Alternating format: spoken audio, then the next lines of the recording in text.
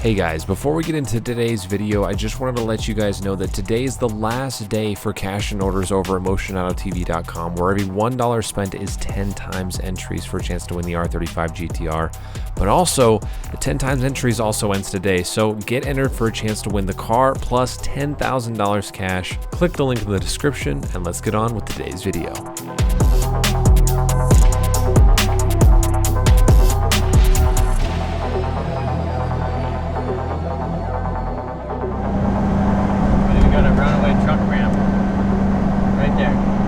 These hills are something else. Buddy, we're in Pennsylvania and we took a little back road, and this is like, and it's like 20, it says truck speed 20 miles an hour, 9% grade. 9% grade. That's crazy. 1.5 miles. We're in second gear. I'm not touching the brakes. This thing doesn't have the exhaust brake, but it's holding it back. We're holding about 45, almost at 3,500 RPM. It's doing a good job. I'm not overheating the brakes. I'm not doing nothing like that. We got sweeping curves. I'm looking at the map to make sure that we don't have like a hairpin or something. A hairpin coming up. 9% grade. That's pretty. That's kind of insane. That's pretty serious. Yeah. Right now the truck shows 3%, but it also has 3% tilted down. But it also has. It's also like it has the trailer tilted back up. It's pretty serious. Great scenery though. I wish we were driving through here. I wish you guys could smell this. Yeah. Okay. Like, we were just talking about this. It's like a Pennsylvania pine tree must. Like, I don't know what it is. It kind of damp. It's like damp. It's like it just rained, but it's not quite like the smell that comes from rain. It smells like trees and fresh. Like it. I don't think I've ever smelled that, like trees and like pine, and like it smells like a bar of soap. Look at these roads. This is sick. Oh, you can smell somebody's like fireplace. Oh, dude, I smell it. Yeah, it was like it was someone's fire. Man. Like a campfire. This is a vibe. So we have about an hour. No, we have about 38 minutes to go 27 miles on the GPS. We're gonna meet up with a buddy tomorrow morning, a guy who I've been talking to on the internet for a long time, which some of you guys have probably seen. But we're trying to turn this into like a tour, like a homie tour. Yeah. Which I think is cool. That's what I've always kind of want to do, is like cruise around the country and say hi to homies. Say hi to the homies. Catch up. Well, we're gonna check into the hotel. Charles is gonna edit a video. Hopefully you guys have been enjoying the videos. But we're cruising. See you in the morning. All right, boys. So we are in Pennsylvania and we drove through the night. Man, those grades last night were wild. Got a local hotel and we are meeting up with an internet buddy, somebody who I met on the internet. Not really met, we just started chatting a long time ago when I was building my Supra. Yeah, and I mean, he's always been a supporter. He's always like tagged me on Instagram. Like he'll be like watching my video, like in his garage, like with his TV, working on his Supra. Like he's like, oh man, I really like this idea. And he'll like message me, he'll send me a video, he'll post it. He'll like tag me if I gave him an idea or something like that. And so we are rolling up to his house right now. Look at this. Oh, buddy. Anyone here? Sir. Yo. Hey. Morning. How you doing, man? Good morning. Hey, nice to finally meet you. Thanks for the, I mean, dude, this is a long hike for everybody, right? I mean, you got to come up here. We're in the middle of nowhere, Pennsylvania. I mean, literally, guys, middle of nowhere. There's nothing out here. So I appreciate y'all stopping by. Yeah, definitely. So this is Ryan Scott from... terrible introducing myself. Yeah, from Pure Function. So he has Instagram, primarily does a lot of Instagram, does some YouTube stuff too. But he is, I'd say, kind of well known in the Supra. Yeah, I mean, this is my bread and butter, I mean, to say the least, and we have two of them. And how long have you had this one? This is... 2011, I bought that for 11 grand. I always get the story. Bought that for 11 grand. The reason I got that car is I wasn't allowed to have two cars growing up. So my dad's like, as soon as you're done college, like you need to get out and you can't have another car. So he didn't know and he thought cars were dumb. So literally on Friday, bought a house. Saturday traded in my other car for a cheap Corolla daily drive, picked that up Sunday. And then he came by my house Monday and said I was an idiot. It was awesome. And now years later, he went with me to go get that. He's like, I'm gonna drop you off at the airport. Okay, cool. He's like, actually, no, let's drive it. It'll be a fun time. That's a great investment. Here it is all these years later. He's going, that's a great investment. We should go get that today. You find any more, we should go buy some more. So it's funny, all these years later, he sees the value in all of it. Oh, but yeah, got that in 2011, and that was 2018 or 2019. And bought this one up in Connecticut from a guy named Matt. Both cars were non-turbo, and then They were rough, both of them, and now You they're call this this way. one 50 Shades. 50 Shades of Gray. Yep. And it really is, especially if it's out in the sunlight. So bumper's been painted, hood at a different time, fenders. It's got runs down it. I originally wanted to leave it like a rough on the outside and give it like that resto, I guess, rust look. I can't let it get any worse. But the engine bay I always wanted to be perfect, and this is like my end goal. If we were underneath the car right now, Dude. literally has titanium bolts on the underside of the car. I literally did everything I could, replaced, powder coated everything. This was my dream.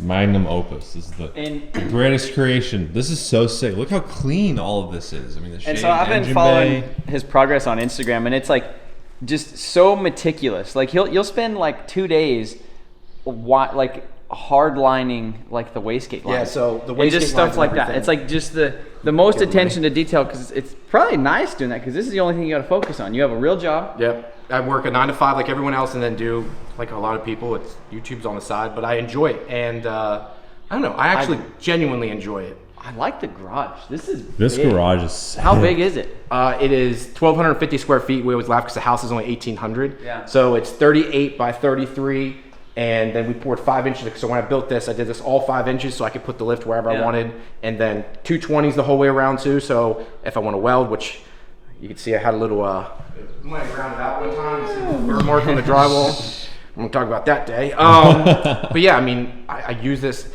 And I have to keep it clean within reason. I do have twin girls there too, so I can't. That's the only downside. I will tell everyone this: if you want to do real work, it is awesome having a garage attached to your house, but you need your own workshop, because when you start doing all this stuff, you got metal, you got all this stuff laying around. Especially if you have kids, they can't come out in their bare feet. Now they can't do this or that, or you get stuff all over the cars. I went to go wash this after 2.5 years, and I'm pretty sure sandpaper is smoother than the way this car feels right now. It's part of the nature of it, right? There's nothing you can do. Yeah. So I'd like to have something that's finished, and then like an actual workshop where I could grind and work, because I do 90% of the work on these. I make all the intercooler piping, do all that. Only thing I can't do is weld. Okay. I'm just not talented. I'm not good like you, man. Yeah. Well, he sends, like, I've seen him. He'll like cut the pipe and get it all fit, and he'll like tape it up or mark it, and then like bring it somewhere, get it welded, and come back, make sure it fits, and then take it and have it powder coated, like do all this stuff. So I wish I could do it all in house. That would be the dream goal. would be cool. I like the little lift. Like, this is cool. Yeah, these are designed to actually go in the house. You can see there's no piston or whatever in here. It's all up above, so it keeps these rails super thin, and they're designed for a home garage. And then you just have to get the height right. So I got very lucky. So Ben Pack makes the Grand Prix. I call it Pricks too. Grand Prix, the Grand Prix lift. So again, this car was originally an NA non-turbo car, and I bought this engine actually used years ago, and this is its 4th iteration now. But the way the car is now, it is a Ford 8.8 rear end with an LSD. It is a T56 Magnum from Joe Granis. It has a twin disc McLeod clutch. Now the engine is the end all be all besides going to a billet block. It has Cali 1800 horsepower I-beam rods in it now. I have JE pistons. It is complete BC head. Thank you, BC, for sponsorship as usual. So it is all there. 276 cams. It is the titanium valves, retainers, all that good stuff. Full Powerhouse Racing turbo kit. Thank you again, Powerhouse Racing, for support for over the years. Without them, I am really up shit creek without a paddle. And then, man, just a ton of parts from Powerhouse. So it's Powerhouse radiator, SMS intake manifold. I think that is a custom catch can I got from up in New York. Can't remember the company name right now. But all this stuff is just, most of it's off the shelf. So when we talk about making things, most of the stuff is off the shelf from these companies you guys could buy today. Some of the things that are neat are like the stainless steel lines. So over here for the wastegates, I daisy chain them. Wow. This makes it a lot easier so you don't have leaks over time. I do drive these cars, so when I get them finished, I'm about to drive this thing to Ocean City. I would like to drive it to Myrtle Beach and then to Florida. They have AC, heat. That one's getting, eventually that car is actually gonna get heated and air-cooled seats because my wife drives it. I wanted to have everything. Just because the cars are nice, to me, the whole point is to get them really nice and then drive them, wash them, take care of them. Things are going to happen, but to build these cars and just go, well, look at them in my garage just makes zero sense to me. Driver's cars. Yeah, exactly. And this car drives great. Turns on every time. It's got a little bit of a rough tune. I just got the Nexus R5 from Haltech in it.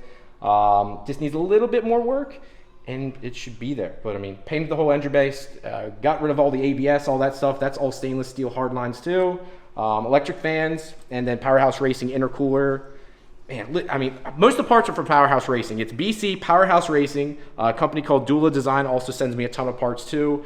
It has some Raceworks fittings.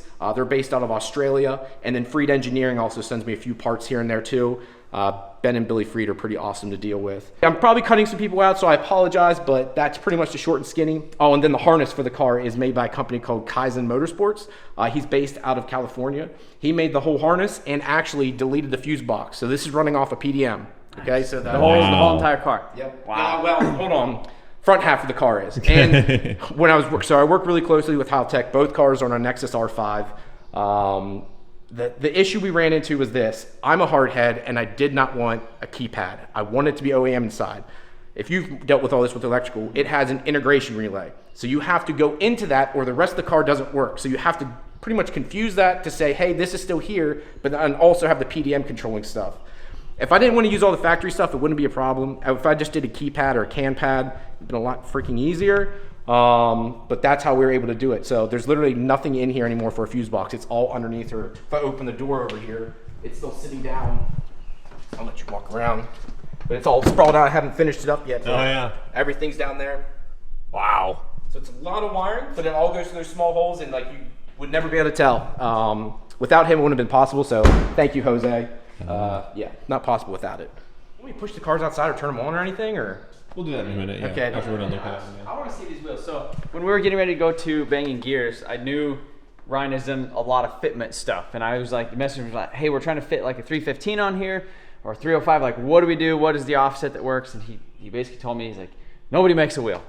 Yeah, no one makes a proper fitting wheel. In my opinion, if you want to fit a wheel like that, it sucks because our offsets, our hubs sit out too far, right? That's why whenever you see our cars, to even get a decent sized lip, we just can't. Not like a Nissan, man, like a 240 or a 350Z, you can get a rear wheel with a lip like this big because the hub's sitting so far. For us, like that is a plus 50, not negative, that is a plus 50 offset in the rear. No one makes that in a one piece or a, lack of better words, a generic wheel. So you have to get an expensive wheel for the most part. Same thing with the front. I think that's a plus 44, and you can see there's almost no lip on the wheel.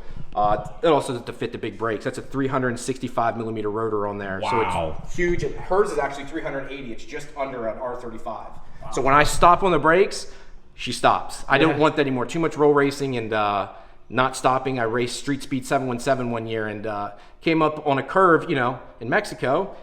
Came up on the curb and he stopped and I'm like, I'm not stopping. The smoke started rolling. I'm like, yep, never again. Ever since I went to these APG brakes, I've never had an issue. None, zero. It's been awesome. The wife's car, as everyone says, because I drive it 9% of the time. But I didn't originally build it for her. It's just when I started building it, I didn't have children. And now every time we go somewhere, there's two of them. It's not just one, so we can't do anything. You guys got the Sienna. Yeah, we got a Sienna. That's the real race vehicle right there. I'm not gonna lie to you, the Siennas are sick, and Toyota has like the same body design language on all their cars, so it literally looks like a Supra. Dude, you just told me that, and kind of blew my mind. Now I'm gonna notice that. There's a picture of them side by side, like a white and black one and a white and black like Supra. Yeah. And the lines, the headlights, the way they swish, it's the same car. Have you seen the Corolla as well? taillights? Like the GR Corolla has the same design Oh, body yeah, language. yeah. Like it's. Are you gonna get a Mark V? Not really into BMWs. And that's not me being even ignorant either. It's just literally, you got to call it what it is. I don't know enough about it. I don't want to have to get, all my tooling's easy. I know this. I would love to have a GR Corolla. Again, I'm a Toyota guy. I want to work on a Japanese vehicle. The problem is when I sit in a Mark V, it's a BMW. It smells like a BMW, feels like a BMW. It has BMW integrated technology in it. Nothing about it says Toyota to me. And someone's gonna call me an idiot, blah, blah, blah. I don't care, it's just not what I'm into. Yeah. I'm a Toyota guy, so. Oh yeah. I'd love a GR4. They rip though. Like the Mark V is like, Oh, I know, I've been in them. holy crap. You're It's so impressive. dang. Well, that's, Especially the tranny. What tranny's in here? so this is A340, thanks for bringing that up. Yeah. The goal was either to do a DCT 7-speed, which, but I really want to do the ZF 8-speed. The reason for that, and we're already pretty close to getting that done. The reason I want to go to the ZF 8-speed is best of both worlds. They shift really fast and they work just like an ISF in the fact that it's a torque converter. So when you put it in auto mode, it drives smooth. You have an R35. Yep. When you put that in auto and you're download, it does this. Yeah. She's got to drive it. This car was built with the intent that my wife knows nothing about cars. So when she turns the key and puts it in drive, there's no, hey, check oil pressure, make sure this is okay. It's turn the key, she puts it in reverse or drive and takes off. She doesn't look at anything. So the car is perfected right now, and I want to keep it that way because she has to be able to drive it at all times. Absolutely, that makes sense. I mean, like having two of the same car, one's one purpose, the other one's the other purpose, and they both look sick. Since it's the wife's car and you want to make sure that it's like good, you drive it a lot too. Yeah, you a know, ton.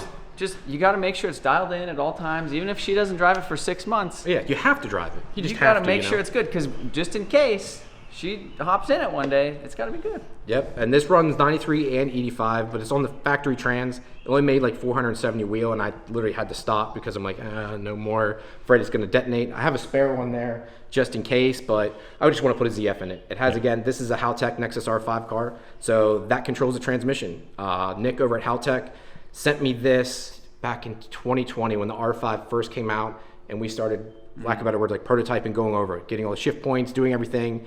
And it, I mean, you put it in drive and it shifts on its own, or this is also paddle shifted. Yeah, I integrated that Lexus steering wheel in it. and that physically works. You hit one button, manual mode pops up on the dash like you would see on like a right-hand drive model has that, pops up on the dash, say manual mode, downshift, take off.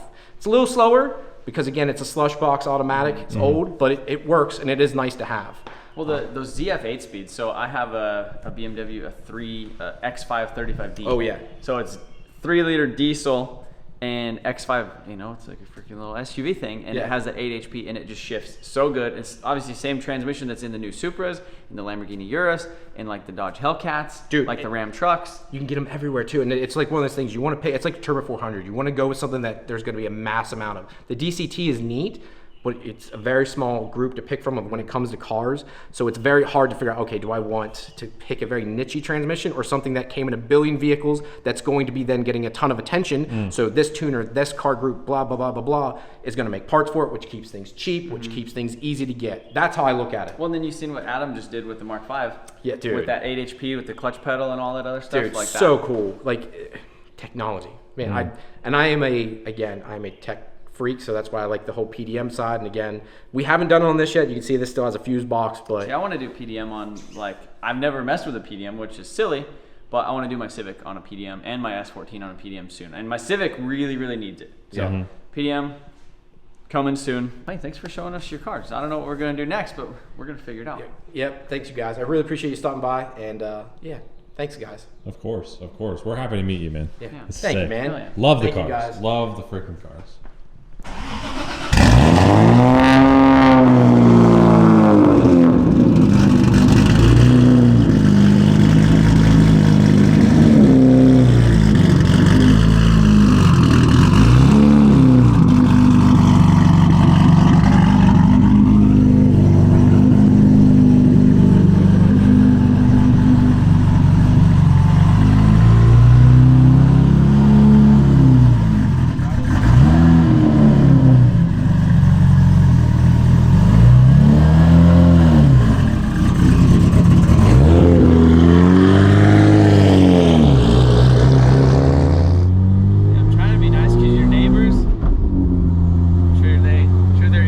This, but almost everyone else besides us is at work right now. Or mowing their grass. Yep. Wanted to say thank you again for stopping by. It means a lot to me. You definitely didn't have to. Yeah, we were cruising through and I was like, who is in Pennsylvania? It's like, I think I know a couple people in Pennsylvania. I was like, Ryan, he's in Pennsylvania. I was like, let's go. Sounds really good. Gears are really long. I can do 60 some miles an hour in first gear. I have a 373 rear end gearing in it, and it's terrible. Is it on E right now? 93, like I said, we're just, again, this engine only has 150 miles on it right now. Yeah. I think just got it running less than a week ago.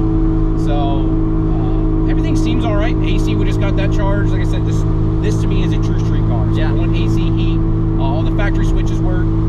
Then the PDM controls, like literally the headlights, everything is off the PDM. It just makes things easy. So underneath the car now, there's not all this random wiring anymore, not spliced everywhere.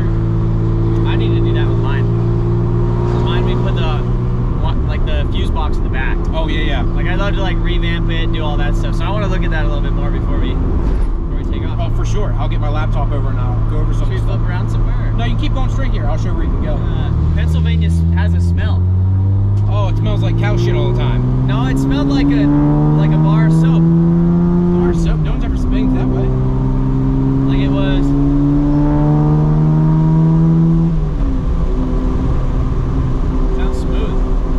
This has solid front end, so phase 2 motor trend also sponsor me. All the arms and stuff on this. Does it feel good? Or? Yeah, the brakes. Yeah, that's one thing I'd like to do more on mine, is the brakes. Dude, life-changing for these cars. Again, suspension too. I didn't realize how shitty my car felt until I put new suspension arms. Everything's so direct. You do get a little bit more feedback. You can probably feel it. Yeah. But not, I mean, for spherical bearings, though, yeah. I thought it was going to rattle my brains out. You hear squeaking, nothing. I mean, dude, I think besides the straight pipe, it's a quiet car. No, it is. Like, for it being a 4-inch straight pipe, it's not loud. Yeah. I feel like my car drones more than this. It's 4-inch with a resonator and a muffler. I used to have a burned stainless muffler on this, and on the highway, it was insufferable, man. I couldn't even, I just was miserable.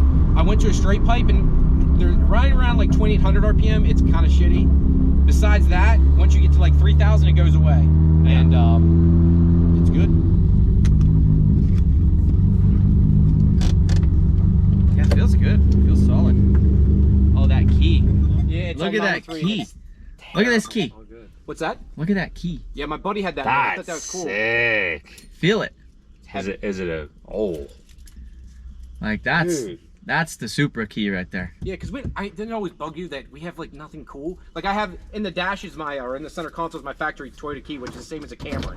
Yeah. Like, that's awesome. All right, boys. So that is our little stop here at Ryan's home garage. This thing, like I said, it's like a nice. It's really nice. It's built into the house. It's nice that I can literally, I'm eating dinner. I'm like, okay, hon, give me 15, 20 minutes. I can walk out in the garage. I don't gotta drive somewhere. It's here. This was my dream now. It's like anything else, like you get it and you want more. It's the American way. You want to keep progressing, right? And I think that's natural for anyone. You want to keep getting more and more. So really appreciate you guys stopping by, because again, we're in the middle of nowhere, and Trevor's like the coolest guy ever. He literally restored a car that was burnt to the ground and made it beautiful. If you guys haven't watched that video, I watched it at least 15 times because it makes no sense to me that something that was, oh, that's destroyed. Why would you even bother? And I'm like, yeah, this guy's gonna get this done. And then you watch the last video, go, how? How is this even possible to take a car to burnt to a crisp to perfection? It makes no sense. So I'll bow down to you. I love building these cars, but I'm nowhere on that level. So good job, man. I appreciate it. So appreciate you guys watching this little section, and we'll catch up with you on the road. All right, boys, we just left Ryan's house. What an awesome dude. Yeah, like seriously, like if you guys have ever followed him on Instagram, super nice guy. His Supras, the attention to detail is super sick. And it's cool to finally meet him in person. We've chatted before. We are actually heading to another YouTube inline 6 guy, turbo inline 6 guy. Calvin Nelson, and his channel is Nivlac57, and he does a lot of the GM 4200, the Atlas 4200 Ameribera engines, turbos them, does some other stuff, but we're gonna head to his house right now, check out some of his builds, and I think he's gonna take us for a ride. So, stoked. All right, guys, so we have continued our journey in Pennsylvania, and we got Calvin. How you doing? How's it going, man? Yeah. It's good seeing you. Yeah, a little bit far away from home. And is your dad as well? How you doing? Good, thank you. How you healing up? We're one day at a time. This has been a slow, painful process, but Paula, my wife, has been taking care of me and helping to keep the oars in the water and moving the boat forward. So fortunately, time's been kind to me to this point. Yeah, his dad actually got in a pretty serious accident on sick week with their 4200 powered Volvo, which we will go check out here in a minute. Should we look at the nice? Yeah, the nicer ones before. So you got a 6-liter power stroke? I'm a big fan of them. I know you got one. Yeah. They're fun. Yeah, they're cool. They do all right. So if you guys aren't familiar with our channel, we're Nivlac57 here on YouTube, and we sort of specialize in these Vortec 4200s, and they came in the Trailblazers, and Trevor has messed with them as well. I'm sure you guys are just aware. Like a little bit. I have a lot of people on the channel that are like, when are you doing it again? What happened to the Envoy project? They're like, what happened to the Envoy? And I'm like, it's kind of just chilling. So we've been messing with these for a couple years, and this is one of them. This car is a 1983 Ford Fairmont Futura, and we originally put the thing together with a 2008 engine and a completely stock engine with 16 pounds of boost. It went a 998 at 134 miles per hour, and we hadn't even gone crazy with it yet. Stock intake, stock exhaust manifold. Yeah, the exhaust manifold actually lines up almost perfectly. That you can weld a T4 turbo flange onto it, and just bolt the turbo down there. Just obviously, super low, Yeah, obviously it's it's a little nicer when you can get it a little higher. And I'm really thankful that our friends from Martech recently came out with their turbo manifold. And the plan was to put one on this car at some point, but we haven't gotten there yet. So move on to the next one. This one's my 81 Ford Fairmont station wagon, and I was actually taking this on sick week along with the Volvo. And this car actually has one of the Artec manifolds that I was just talking about. So this is a 2006 engine with some Schneider reground cams out of California. And it has forged rods and pistons. The forged rods are from Molnar, Weisco pistons. And I reduced the compression a little bit, and some smart coils on the top. I got a max ECU running the car, and I've been as quick as a 944, I think, with this thing. 942 at 144 miles an hour, I think it was. That's pretty good. And then what kind of power does this one make? So we've had it up to 723 wheel horsepower. We're hoping to go for 1,000 at some point, but is this going to be the one? Is this going to be the 1,000 horsepower? That's my goal. We just got another turbo from Precision, so we're going to drop that guy on there, and we're going to give it another go. And I'm going to put a 4L80E into it as well, because what trans is on here now? It's a turbo 400 with a trans brake. You're going to do a 4L80 with a trans brake? Yep. Cool. So that my Fox body has turbo LS 4L80E, and I want to do a trans brake. So maybe we'll have to chat about that, because I haven't done a whole lot of research, but I definitely want to do that. Yeah, they're not too bad. It was a little bit miserable on on sick week, just not having the overdrive and the lockup. So I definitely want to make that change to the car and get this monstrosity off here, because this thing is just too big. It's so laggy. Really? Yeah, we've been doing a lot with these. The most we've ever made with one of these engines was 867 wheel horsepower, and that was with our Datsun. That was stock pistons rods too. That was stock pistons. Stock pistons. Not stock rods. Okay. Those are forged rods. But yeah, these motors are pretty tough. Stock pistons and rods was 824. Yeah, totally stock engine. And it was in that car. Yeah, with this 824. Car. Yeah, wow. That's actually the block we walked by down there. It's got a big old hole in the block. We wanted to find the limit one day, so we did. Yeah, I like the full interior, the cage, the wagon part of it. So this is basically a Fox body wagon. Yes. Yep. It's so anything that bolts to a Mustang bolts to this car. That's cool. Yeah, and it the stock seats, the bench seat. I love that with this. Yeah, we spent a lot of time trying to make sure that everything still went back in there. You can still get in here. I'm 6'2", and I can still fit back here pretty comfy. Yeah. You got it's a lot of room back here. I still got the seat belts. Yeah. So that if you want to take somebody for a ride. Yeah, you can just load everybody. You could actually load 6 people in here. Yeah. This bar actually ties into the rear suspension. Most people tie it in up here, but we kept it down here so that you could actually get in. Yeah. Back here. It's so cool. It's cool seeing your internet friends' cars that you've seen on the internet in person. Yep. So, yeah, look at that, man. This is like the perfect sick week road race week car. Yeah, it was a 26,000 mile car I bought off of Facebook Marketplace from an old lady that her daughter drove it for years, and she hated the thing and couldn't wait to get rid of the thing, and I was happy to take it off her hands. You're like, I will take that gladly. Yeah. So. Man, that's cool. I've never got to experience them. Like I got it running, and then like the one that we turboed and played with and got running on the ECU Master, I never did anything with because it had like a giant blown head gasket, and I was like, well, then we just got busy and other projects and all that stuff. Got some Camaros laying around. It'll be a land speed car. This is the first car I ever went 9s in. It's just a LS. Where's the Studebaker? It's in the garage. I can show it to you in a little bit. But. And so this is kind of the bad news guy over here. Yeah, we had an unfortunate incident with this car. Unfortunately, some of the engines are prone to cracking the sleeve, and you can barely see it, but there's a hairline crack here at the top, and we think that filled the cylinder with coolant, and it gradually weakened the rod, and then when we made our 13 psi pass at the drag strip, it finished it off. Yeah, so you got a little hole in the block right there. Ventilation. And this is stock piston, stock rod, all that stuff. Yeah, I mean, we've run stock rods and pistons a whole lot harder than what we were running this thing. We've had them up to 30 pounds of boost. This was only 13 pounds of boost.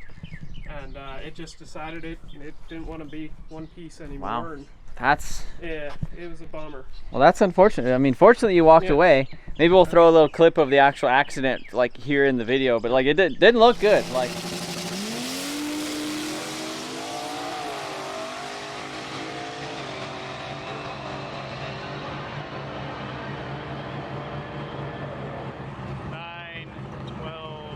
Looks like, oh, it's crashing.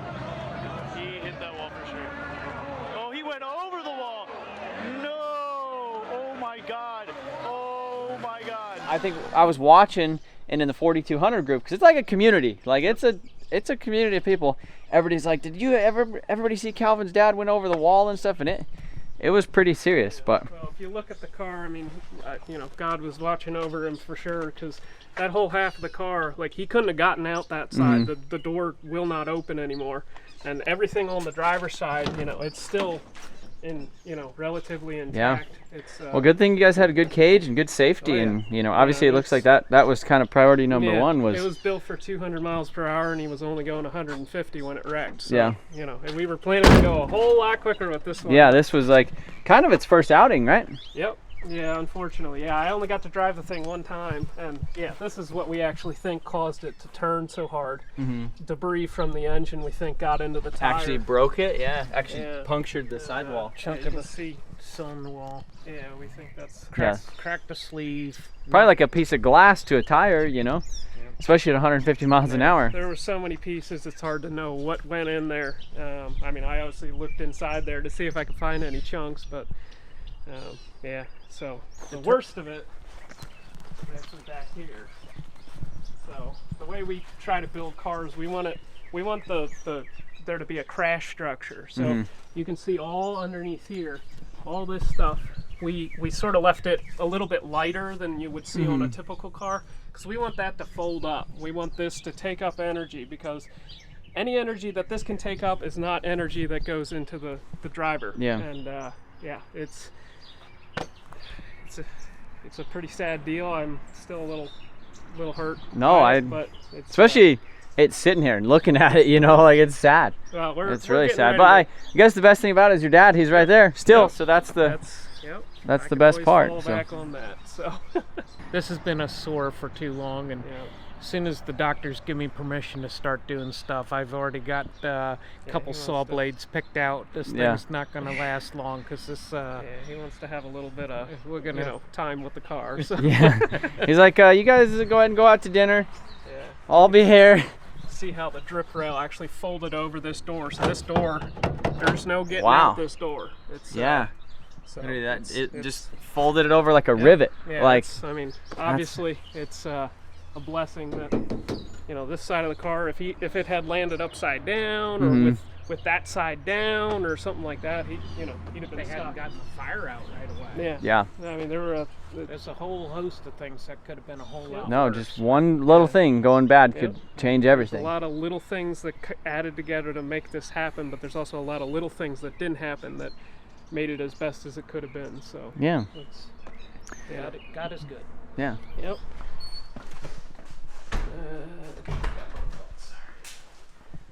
So this is the original car. Yep, this is my first car. It's a 1963 Studebaker Lark, and we originally put this thing together with a small block Chevy, and sort of after a while I got bored of that, so I put an LS into it. Then I got bored of that, so I put a 4200 into it, and then I got bored of that, and I put a Gen 5 L83 into it, which is what is in it right now. That's kind of similar to like my S14. Like that was like my first drift car. I did like LS1, then I did a 6-liter, then I did a 2JZ. No, actually I did a 1JZ, then I did a 2JZ, and then I did a 3UZ, and then now I'm back to the 2JZ. So it's like first like kind of car I was building, and then you just kind of play with them. I wouldn't be surprised if this thing sees 100 more combinations. It's sort of my science experiment. I'll never get rid of this thing, and it's I call it my Project Y. If you're familiar with Project X, Hot Rod Magazine did a 57 Chevy. Well, I call this Project Y because I'm Y generation. So just fabricated these guys. They're a set of 180-degree headers. So if you're familiar with 8-into-1 headers, the collectors, it's similar to that, but this will actually make a little bit more horsepower. And I actually like the sound of them a little better. Yeah. They have a little bit better exhaust scavenging, so I'm in the process of getting that all done. And I just put the rear together, put some 410 gears into it, Chevy 10 bolt. In the process of redoing some stuff on the cage because I want to make this thing a little bit safer. You know, do the 850 cert. After the Volvo, you know. Yeah, you start a little bit more time on safety. Well, stuff. especially in the aspect of like, the Volvo wasn't ever meant to do that. You guys were at the safest it could be, 13 pounds of boost, super safe. You're like, let's just drive the car. Right. And then that happened when you pushed them twice as hard before with no issues really. Hadn't even turned it up yet. Yeah. So. I like this. Yeah. Like that looks like if you need something fabricated like in the spare box, it's like, oh, I got a spare piece. We got more piles, but that's one of the smaller piles. So yeah, it's hard to throw stuff away with how much stuff costs these days. You know, just a short section of tube, you know, it's $30. It's like, well, I mean, you could use like almost every one of those pieces eventually. Maybe 10 years from now or 20 years from now, you'll be hanging out in there. This is nice. Yeah, here's some of our other toys. This Bridgeport milling machine, a friend of ours actually gave it to us. Really? Because it was in a plant and they wanted it gone, like now. And he actually hauled it here and delivered it. And yeah, it's a pretty low hour machine, and yeah, we use it for everything. And then that's awesome. We bought this thing a couple years later. It's an old, I think it was built in the 50s, old Italian Graziano lathe. And, wow, that's pretty cool. See, that's one thing that I've never got into is like machining stuff, and I would love to be able to do that because you could. If you're in a pinch, you could make some stuff. Oh yeah, yeah. Just like bushings, sleeves, adapters, spacers, just whatever. You could. Yep. You could pretty much do whatever. If they don't make a solid bushing kit for your car, guess what? You do. Yeah, you make it. Well, should we go for a little rip in the? Yeah, sure. In the thing, we're kind of on like a little bit of a time crunch, so we're gonna see how that goes.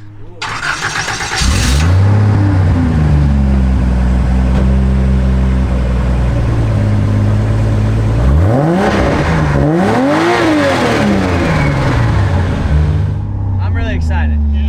Like I'm really excited to be in this thing right now. I'm not gonna get for this. Yep. I'm not gonna get too crazy, but well, just to hear it. Yeah. Yeah. Well, I can get it up into RPM. But... you go pick up the kids from school now. Oh yeah. Yeah. If I had kids, I would certainly do that. Turbo's a little bit laggy, so it takes a little bit to light, but.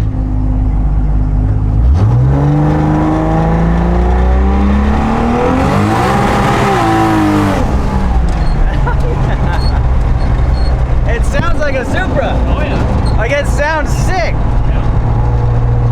See, I've never felt one of these on boost before. Like that's cool. Yeah. Like I felt a little bit more torque. I heard a little bit of turbo, and then the tires lit, and then I heard the Supra coming out of the exhaust. I couldn't afford a 2JZ, and that's why I got into these engines. So I paid $100 for my first one.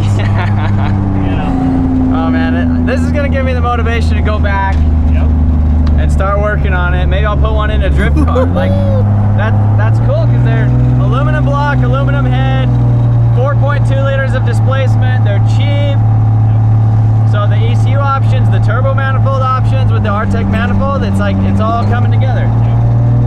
Which is kind of the point of you doing a lot of this stuff. So developing things, making things work. So yeah, this thing sounds sick. These roads are so cool too.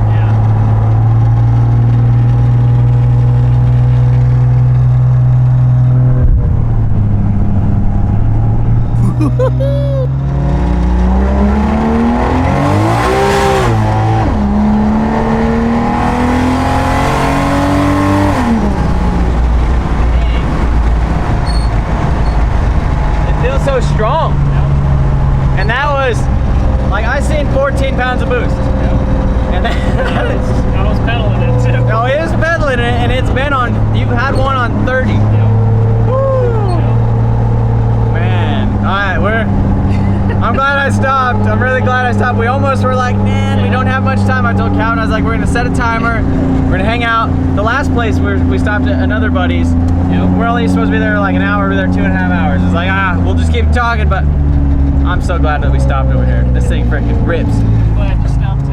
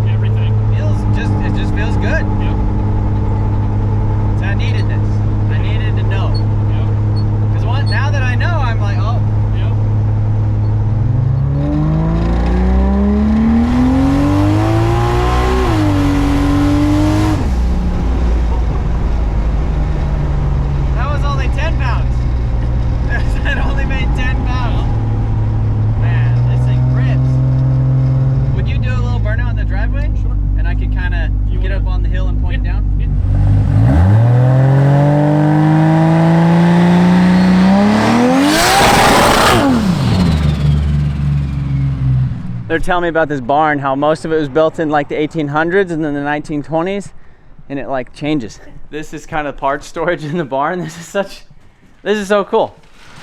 Yeah. Okay. Oh, that's the Datsun? Nice. That's the twin turbo one that you guys made all the power on. Yep. Nice. It's weird because like we're like driving through and like you're like seeing all the stuff that you read in like the Civil War books and like the history books. You're like, oh, we're going to Gettysburg. And then we're in this like wood thing where you get, I mean, it's interesting. There's just feels like there's so much history here in this part of the country. There's been some Revolutionary War activity just within 2 miles of here. There's Really? a lot of history in this area. Yeah. I don't know how to describe it. It's like race car. It's called a piling system. A piling system. I don't know what it is. Not a And then you piling can see underneath too, that's like we're on a wood floor. That's cool. I like it. I like checking out. I love checking out people's horses. I appreciate you guys showing me yours. But I think you guys have something else, right? Yep. Cool. A little bit messy in here, so watch your step. This is a nice little shop. Yeah. This barn was built 103 years ago. This one? Yeah. It's originally a corn crib barn. This used to be the wall where the corn crib was at right here.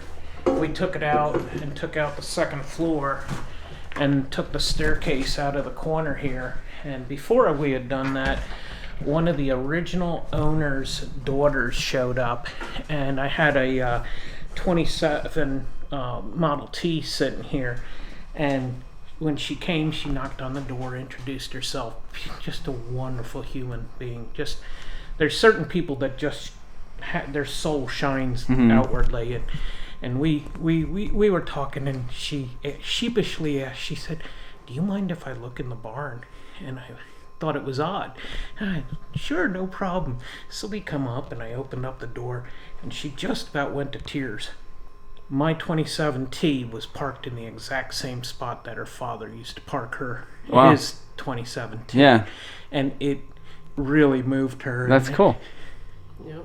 Yeah, this is a cool. It looks like new. It looks like you guys like built it recently or revamped it or something. Just refurbed it.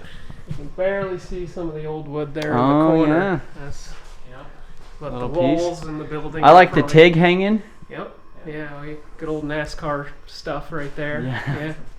It's a cool little garage. It's like small and kind of tight in here, but it's nice how you guys have used the space. You know, it's like I feel like my shop I have too much space and stuff just gets laid out on the ground and you're like tripping over it and you're like, oh, I'll pick it up later, and you like kick it over there So it's cool to see how creative you guys are with You want to bring it down? storage stuff. Be prepared for projects as we transition into them, as we try and buy parts ahead of time.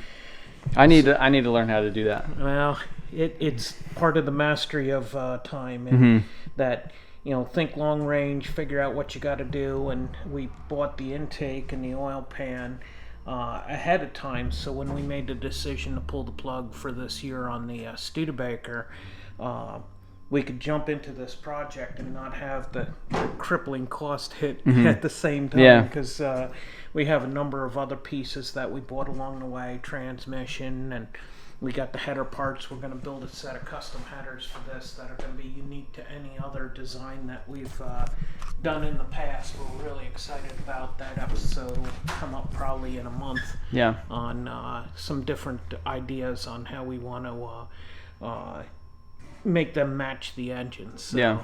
Super Well, excited. it's really cool to see kind of like, you know, you guys are like in that true hot rod stage, you know, like today with the parts that are available, even with like Artec, you know, and Holly and all these other guys, you could literally just put together a car with like a giant cart and a credit card.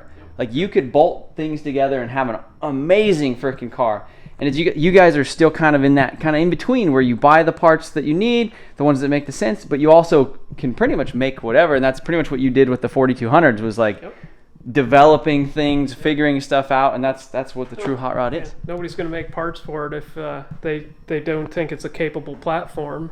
And the only way to prove if it's a capable platform is to build parts for it so that you can prove that it's a capable platform. So Our family history is we've got over 108 years of family history of hot rod building. We've got pictures of my great-grandfather's hot rods with my grandfather as a baby sitting in the seat.